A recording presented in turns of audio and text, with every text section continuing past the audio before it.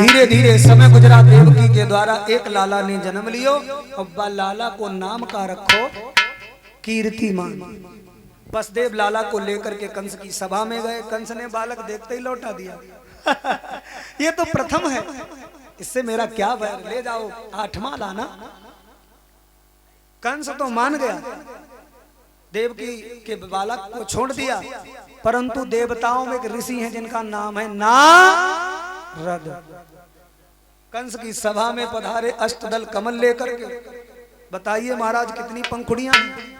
1 2 3 4 5 6 7 8। जरा उल्टा गिनो। 1 2 3 4 5 6 7 8। बोले अब ये बताओ पहली कौन सी है? तो कहा एक भी पहली है, पहली भी एक हो सकती है। यही तो तुम्हें समझाने आए कंसराज। मूर्ख और शंख दूसरे के फूंकन से आवाज देते हैं। कंस भवक गया, कहने लगा बाबा मुझे आपने बड़ा अच्छा ज्ञान दिया। और नारद इतना कहने के बाद तो चले गए। बहुत से लोग कहते नारद ने गलत किया। देवकी के बच्चे बच रहे थे तो इन बाबा जी को क्या परेशानी थी, बच जाने देते। तो हमने कहा नारद ऋषि हैं, उन्होंने सोचा यदि कंस ऐसे ही दया दिखाता गया तो ये ज्यादा दिनों तक जीवित रहेगा। और महात्मा का मन होता है कि अधर्म करने वाला जल्दी मिटे, तो उसके द्वारा जल्दी जल्दी पाप बढ़े और प्रभु अवतार ले और मार डाले इसे। ये मेरा मकसद है, नारद कहते हैं। पहला भी कंस ने जाकर के मार दिया, दूसरा भी मार दिया। और इस प्रकार से देवकी के कितने बालक मारे बताइए भाई? शेर सिंह पाल साहब 7, गलत 6। तुम्हें तो पूरी बात मालूम। 6 बच्चों की हत्या कंस ने की। और 7वां गर्भ कोई और नहीं है, बलराम है। संकर्षण शेष भगवान ये आए मैया के गर्भ में। भगवान ने योग माया से कहा इस गर्भ को निकाल लो देवकी के गर्भ से। और वसुदेव जी की कितनी पत्नियां हैं? कितनी पत्नियां हैं? वसुदेव जी की 7 पत्नी हैं। पौरवी, रोहिणी, भद्रा, मदरा, इला, रोचना, देवकी। देवकी तो सबसे छोटी है। तो वसुदेव की एक दूसरी पत्नी है जिनका नाम है रोहिणी। वो नंद बाबा के घर रहती है। पति को जब जेल हुई गई तो वे बेचारी नंद बाबा घर चली आई। योग माया ने वो बालक देवकी की कोख से निकाल लिया और रोहिणी के गर्भ में स्थापित किया। कंस को सूचना मिली, वो बालक तो गर्भ में ही नष्ट हो गया, गर्भ खंडित हो गया। कंस ने कहा 8वें की बारी है, उसी की तैयारी है। जहां 2 पहरेदार है वहां 4 4 की जगह पर 8 8 की जगह पर 16 16 की जगह पर 32 32 की जगह पर 64 पहरेदार तैनात कर दिए।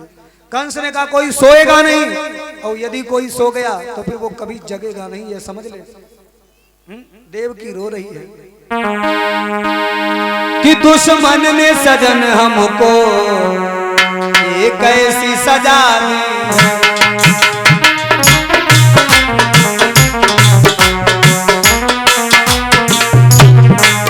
दुश्मन ने सजन हमको ये कैसी सजा दी।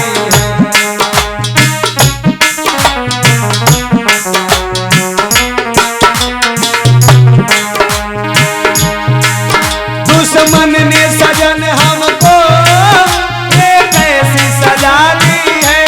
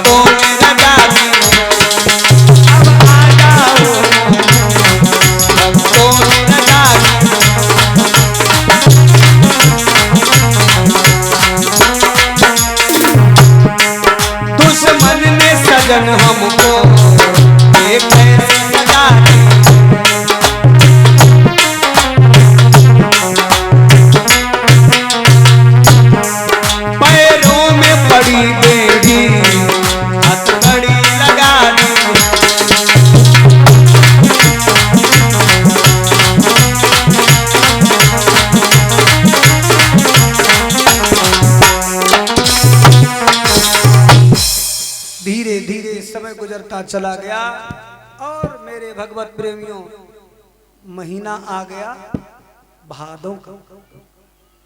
घनघोर काली रात्रि है, रोहिणी नक्षत्र है, रात्रि के ठीक 12 बजे का समय है और बुधवार दिन है। ऐसे समय पर बरसात हो रही है, रिमझिम फुहार पड़ रही है और भगवान की प्रार्थना कर रहे हैं वसुदेव और देवकी। भगवान सच्चिदानंद उस जेल में महाराज चतुर्भुजी रूप में पहले प्रकट भय। वसुदेव और देवकी ने भगवान के दर्शन किए। महाराज बड़े ही सुंदर लग रहे हैं प्रभु। भगवान ने कहा, मां तुम्हारा पुत्र बनने आया हूं, स्वीकार करो। मैया बोली, आज्ञा करो। कहा, मुझे गोकुल में पहुंचा दो। अरे हाथों में हथकड़ी लगी है प्रभु, पैरों में बेड़ियां लगी हैं, हम तुम्हें कैसे पहुंचाएं गोकुल में। भगवान ने कहा, चिंता ना करो, जब मैं भक्त पर कृपा करता हूं तो विरोधियों को नींद आ जाती है और भक्त का काम सफल हो जाता है, सारे बंधन खुल जाते हैं, विश्वास रखो। और भगवान मैया के गर्भ से महाराज बालक स्वरूप में प्रकट भये जेल में। और जैसे ही लाला को पवित्र हाथों से उठाने के लिए आगे बढ़े, हाथों की हथकड़ी टूट गई, पैरों की बेड़ियां टूट गई, अंतरी मंत्री संतरी खंतरी पहरेदार नातेदार रिश्तेदार सब घर्राटे बजा के सोने लगे। ये है भगवान की माया। लाला को ले लिया, एक महाराज सुंदर सी डलिया में रख लियो हैं कि बढ़िया फाटक सब महाराज अपने आप ही खुलते चले जा रहे हैं। आज लाला को लेकर के वसुदेव जी आगे बढ़े।